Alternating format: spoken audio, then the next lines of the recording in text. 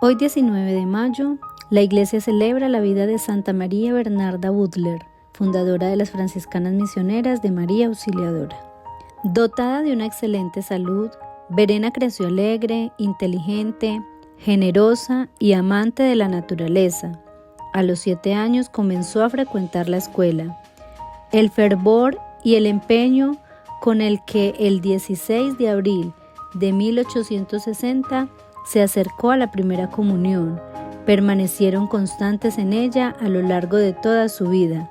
La devoción a la Eucaristía formará efectivamente el fundamento de su espiritualidad. A la edad de 14 años, terminados los estudios elementales, Verena se dedicó al trabajo agrícola, experimentando también el afecto por un digno joven del cual se enamoró. Sintiendo la llamada de Dios, supo desprenderse de este compromiso para entregarse completamente a su Señor. En este periodo de su vida se le concedió la gracia de gozar sensiblemente de la presencia de Dios, sintiéndolo muy cercano. Ella misma afirma: explicar este estado del alma a quien no ha experimentado jamás algo semejante es extremadamente difícil, si no es imposible, y además el Espíritu Santo me enseñó a adorar, alabar, bendecir y dar gracias a Jesús en el tabernáculo, en todo momento, en medio de las labores y en la realidad cotidiana de la vida.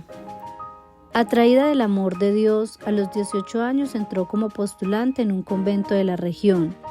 Comprobado que no era aquel el lugar donde el Señor la llamaba, Verena regresó pronto al seno familiar, el trabajo, la oración, el apostolado en la parroquia. Mantuvieron vivo en ella el deseo de la vida consagrada. El 12 de noviembre de 1867, por sugerencia de su párroco, Verena entró en el monasterio franciscano de María Auxiliadora en Alstatén. El 4 de mayo de 1868 vistió el hábito franciscano, tomando el nombre de Sor María Bernarda del Sagrado Corazón de María, y el 4 de octubre de 1869 emitió la profesión religiosa con el firme propósito de servir al Señor hasta la muerte en la vida contemplativa. Pronto fue electa maestra de novicias y por 3 veces superiora de la comunidad, desempeñando este servicio fraterno por 9 años consecutivos. Su celo y su amor por el reino de Dios la habían preparado para iniciar una nueva experiencia misionera. Por tanto, acogió de buen grado la invitación de Monseñor Pietro, obispo de Puerto Viejo en Ecuador, quien le pidió venir a su diócesis planteándole la precaria situación de su gente. María Bernarda reconoció en esta invitación la clara voluntad de Dios que la llamaba a ser anunciadora del Evangelio en aquella tierra lejana.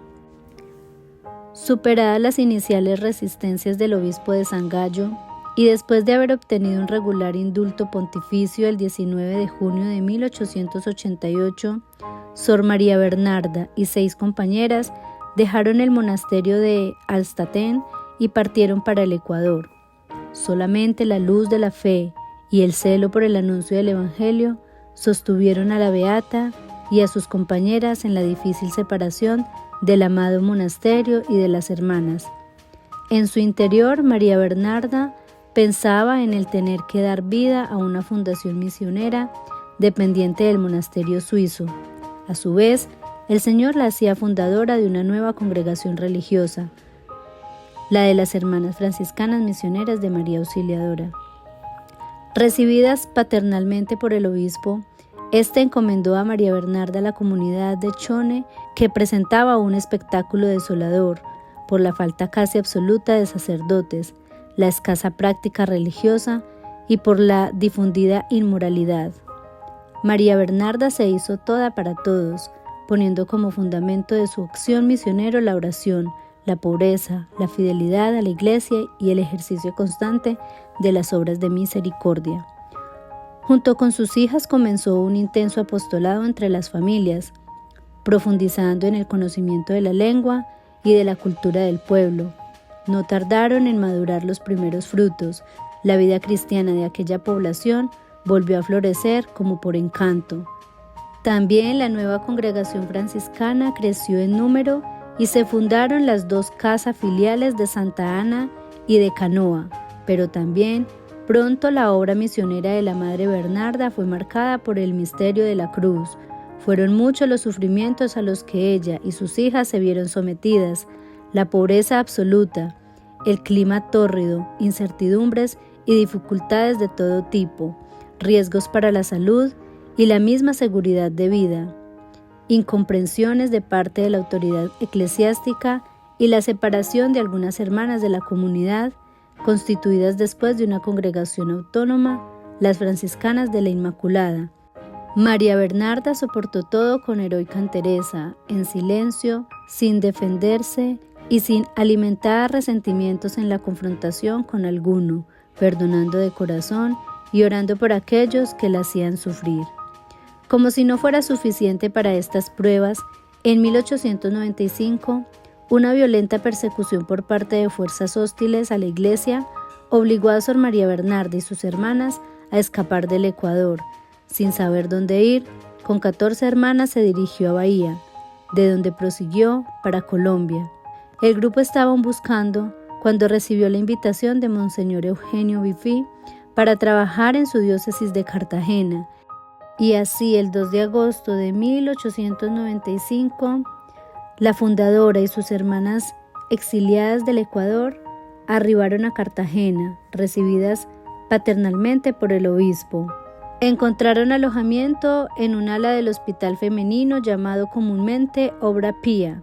El Señor las había conducido a aquel asilo donde la Madre Bernarda permanecerá hasta el término de su vida. Después de la Casa de Cartagena, se llevaron a cabo otras fundaciones no solo en Colombia, sino en Austria y en Brasil.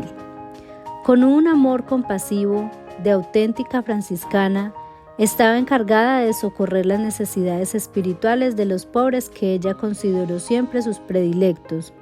Decía a las hermanas: abran sus casas para ayudar a los pobres y a los marginados, prefieran el cuidado de los indigentes a cualquier otra actividad. La madre guió su congregación por espacio de 30 años, también después de haber renunciado al oficio de superiora general.